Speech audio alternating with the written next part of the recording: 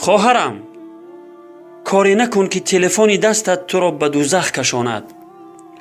از گناهانی که در آن صادر میکنی از الله بترس، چون که الله از هر یک گناهی که در آن صادر میکنی خبردار است. عاقبت آن خیلی خطرناک است. خداوند در حال بر تو عذابش را نمی فرستد، بلکه به تو مهلت می دهد که توبه کنی.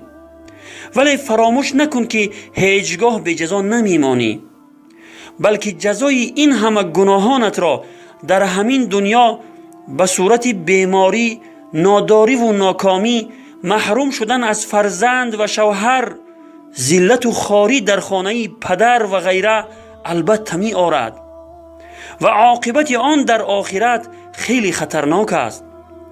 از حضرت عمران بن حسین رضی الله عنه روایت است که پیامبر خدا صلی الله علیه و سلم فرمودند: در شب معراج به دوزخ نظر کردم، دیدم که اکثر دوزخیان زنان هستند.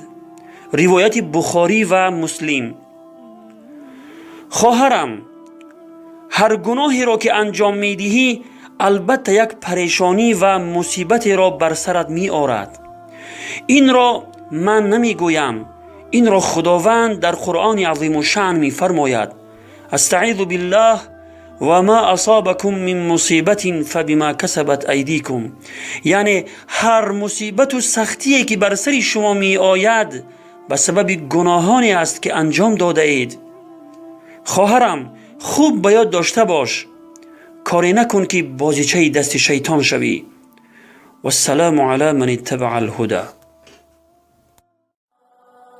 جوان تا که چنین مدهوش و مستی، هزاران توبه کردی و شکستی.